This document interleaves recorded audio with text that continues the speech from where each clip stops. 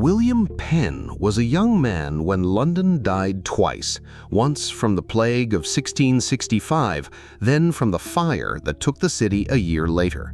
So when he founded Philadelphia in 1682, he set out to design a place where neither could happen again.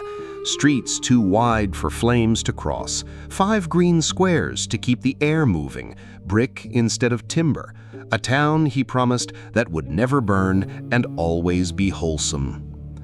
For 100 years it worked. This grew into the largest, busiest city in British America, and then, in a single autumn, it nearly emptied. Not by fire, not by an army, emptied. I'm Arthur, and they built this city to keep death out. And left open the one door it walked straight through. Penn had reason to fear both disasters. He was a young man in the 1660s when the plague tore through London and killed close to a quarter of the city. Whole parishes shuttered, the death carts working the streets after dark, the bills of mortality climbing week after week. The very next summer, fire took what the plague had spared and burned for 4 days, until most of the old walled city was nothing but smoke and ash. Those 2 London years left a mark on him that never faded. Most men would have called it bad luck and moved on. Penn drew a conclusion instead. So when the king handed him a vast stretch of forest along the Delaware River in 1682 to settle an old debt, Penn did not let a town grow there on its own, the way towns always had, crooked, crowded, and ready to burn. He sat down and designed one. His surveyor, Thomas Holme, laid out the most ambitious planned grid yet attempted in America. Long straight streets crossing at right angles, wide enough that fire could not jump from one side to the other. Brick and stone, not timber. He named the cross streets for the trees being cleared to make them: chestnut, walnut, spruce, pine. And into that grid he set 5 open green squares, one at the center and one in each quarter of the city, to be kept empty forever. Lungs to keep the air moving, fire breaks to stop any blaze from spreading. He wanted every house to stand in its own ground, with gardens on either side, so that the whole place would feel less like a packed town than open country. A green country town. That was the phrase he kept returning to. He even named the place for the idea behind it: Philadelphia, the city of brotherly love, thrown open to every faith in an age when that was almost unthinkable. And he advertised it across Europe as a refuge, a holy experiment, a fresh start for anyone willing to cross the ocean and behave decently when they arrived. It was not just a town. It was an argument, written in brick, proof that a city could be engineered to shield its people from the very things that had destroyed London. But a plan is only ink on paper. What rose on top of Penn's grid would outrun even his imagination. By the middle of the 1700s, the experiment was working beyond anything Penn could have dreamed. Philadelphia had become a magnet. People called Pennsylvania the best poor man's country in the world, and the poor came in their thousands: Germans, Scots-Irish, Welsh, English, Africans, both free and enslaved. Quakers and Catholics, Lutherans and Methodists, Moravians and Jews, all worshiping within a few streets of one another.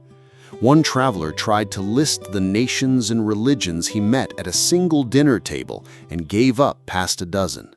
It was the most crowded mixture of peoples anywhere in the Americas, and somehow, on Penn's wide and tolerant grid, it held.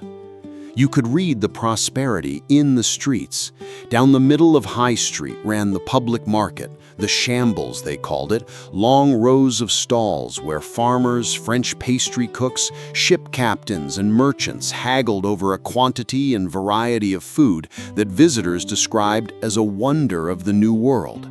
In the coffee houses, men argued politics and insurance and the price of flour. And at the foot of the city lay the river, and the river was a forest of masts. By the 1770s, Philadelphia was the busiest port in North America, busier than nearly any harbor in the entire British world, its shipyards turning out more vessels than anywhere else on the continent. More than 1,000 sailors called it home. But the river that made the city rich gave it its one weakness, too. At the water's edge, where the fortunes were made, the merchants had crowded the wharves with warehouses and cheap lodging houses, packed close together over low, damp ground that drained slowly in the summer heat. Penn had designed a city to breathe. Down by the docks, it had quietly learned to hold its breath. Behind the wharves, the city worked. It was the workshop of the colonies. Coopers and shipwrights, silversmiths and printers, rope makers and brewers, each trade with its own street and its own tavern. Above all, it printed. From a single press at its founding, Philadelphia had grown into the printing capital of America, with dozens of shops turning out books, almanacs, and newspapers, and not only in English. A full third of Pennsylvania was now German-speaking, and the presses answered in German, too. Word of a debate in a Chestnut Street hall could be set in type, run off, and read in a farmhouse 100 miles inland within the week. It was a city that did not just trade goods, it traded ideas faster than anywhere else in the New World. Rising over all of it stood the proof that this was now a serious city. The steeple of Christ Church, finished in 1754, nearly 200 feet of white-painted timber reaching into the sky. For more than 50 years, it was the tallest thing built anywhere in America, a landmark sailors could pick out from far down the river before they ever saw the wharves. The lottery that helped pay for it had been organized by a local printer, a man who more than anyone else alive had taught this city how to look after itself. His name was Benjamin Franklin. Penn had designed the body of the city. Franklin gave it reflexes. A place built to outlive disaster could not simply trust to luck, and Franklin spent his life turning that idea into habit. The city's whole character showed in what it chose to build next. In 1736, in the one city in America deliberately laid out so that it could never burn, Franklin founded a volunteer fire company, the first in America that pledged to fight any fire in the city, not only its own members' homes. The wide streets were the city's armor. The fire brigade was its reflex. Caution itself had been made into a civic duty. He did the same with sickness. In 1751, he helped found the Pennsylvania Hospital, the first true hospital in the colonies, built to care for the sick who could not pay for care. He gave the city paved streets and oil lamps to light them, a lending library, a society of men devoted to science. One institution at a time, Franklin was building the machinery of a place that meant to keep its citizens healthy, learned, and alive. Visitors began to call it the Athens of America. By every measure that counted, Philadelphia looked like the safest, most rational, most carefully tended city in the New World. It looked like a city that had thought of everything.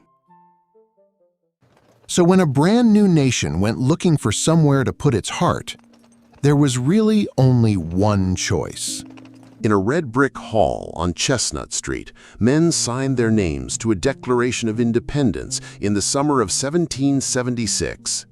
In that same room, through the airless shuttered heat of 1787, windows nailed shut against eavesdroppers, they argued a constitution into being and walked the 2 blocks to the city tavern afterward to keep arguing over wine. And in 1790, Philadelphia became the capital of the United States. For 10 years, this 1 square mile was the most important ground in the country. The President's house stood on High Street, a borrowed mansion where Washington and then Adams lived and governed. Congress met just down the street, and there it ratified the Bill of Rights and admitted the first 3 new states into the Union. There was no script for any of it. A republic was being assembled by hand, in rented rooms, by men who were not at all sure it would hold. And they were doing it in the one city that looked built to last forever. Everything Penn had imagined had come true. The wholesome city was now the capital of a republic, the largest, the most learned, the most admired place in America. It looked untouchable. And Penn had seen this danger coming. He had wanted the bank of the Delaware kept open, a clear public walk where the river breeze could sweep up into the grid and carry the bad air away. But once he sailed back to England, the rule did not hold. Merchants bought up the riverfront lot by lot, dug storerooms into the bank, and threw wharves and warehouses out over the water until the open promenade he had imagined was a wall of brick and a tangle of dark, damp lanes. The city's single greatest asset and its one ungoverned corner had become the same place. And in the summer of 1793, the ships riding at anchor there were carrying something that appeared on no manifest. That season, some 2,000 refugees crowded off vessels from the Caribbean. Fleeing a slave revolution on the French island of Saint-Domingue, they came ashore at the wharves and settled into the lanes nearest the water, and somewhere in those ships, in the holds, in the open barrels of stale water, came mosquitoes, carrying a fever the city had no name for and no defense against. The harbor that had made Philadelphia rich had just opened the only door its design could not guard. By August, the air along the docks had gone thick and sweet with rot. The dying started quietly in the alleys nearest the river, a handful of cases, then more. Then Dr. Benjamin Rush, a physician who had signed the declaration in this very city, recognized the pattern from years before and said the word out loud, "Yellow fever." Step into a Philadelphia street that September, and you would not have known the place. People walked down the middle of the road. They would not pass close to any house where someone had died. The handshake, the easy greeting of a friendly city, simply disappeared. Men met with a cold nod and hurried on. They pressed vinegar-soaked cloths to their faces against an air no one trusted and no one understood. And on door after door hung a length of black crepe. The shops were boarded, the market stood empty.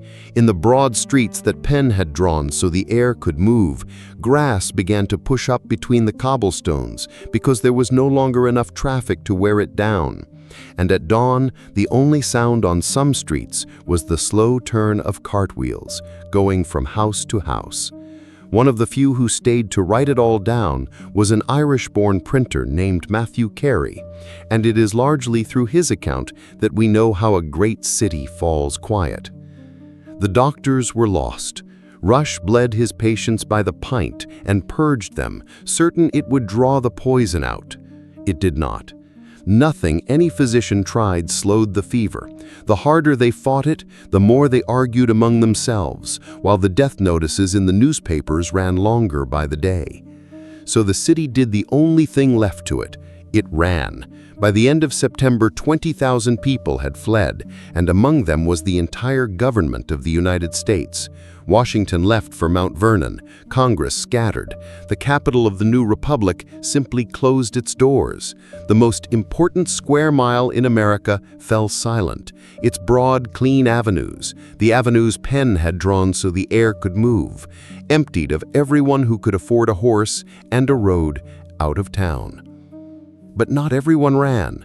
The mayor, Matthew Clarkson, stayed at his desk and tried to hold a dying city together with a handful of volunteers. On the edge of town stood Bush Hill, a grand mansion turned into a fever hospital, and by every account it had become a place of dread.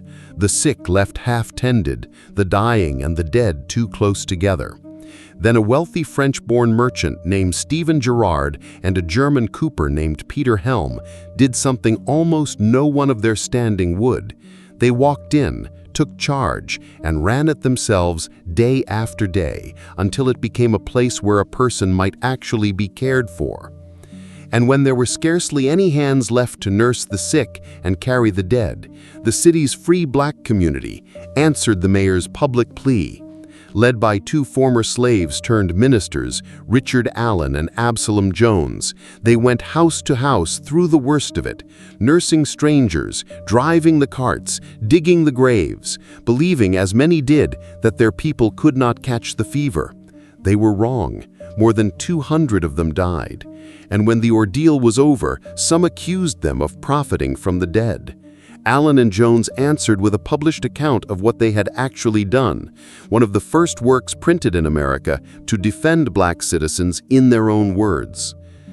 The dead were carried to the Southeast Square, one of the 5 green squares Penn had drawn to keep his city wholesome.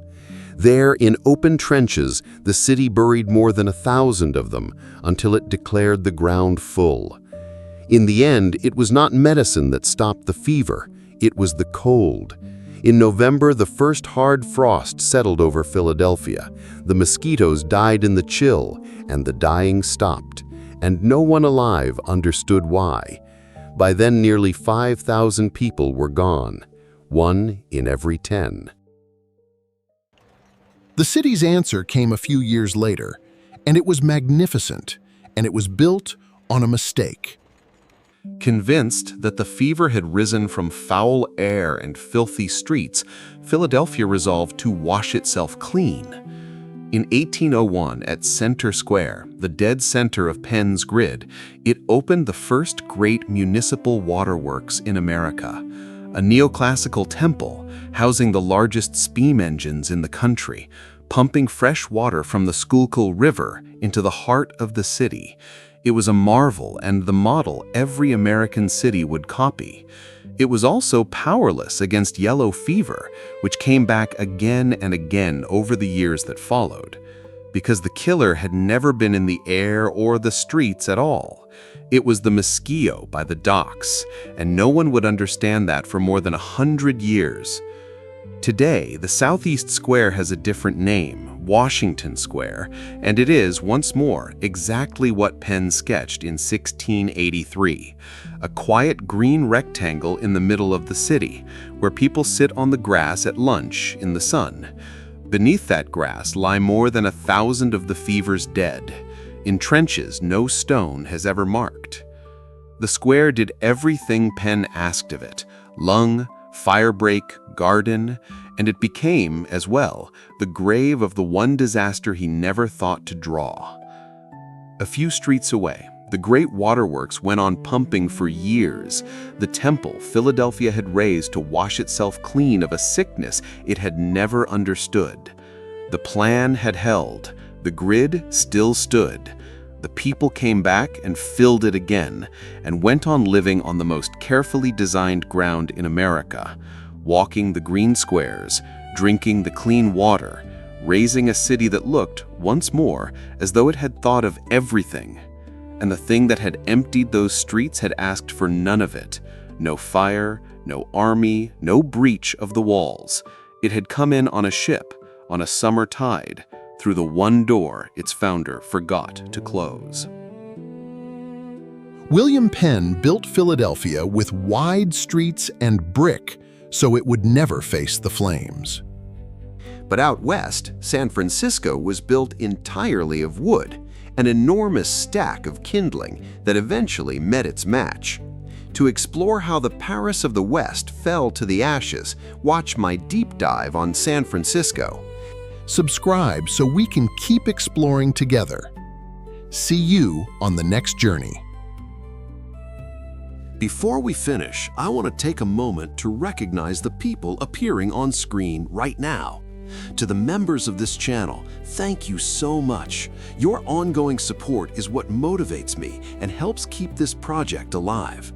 If you enjoy what we do here and would like to directly support the channel, I invite you to click the Join button down below. To our members and to everyone who is simply watching this video, thank you for your time.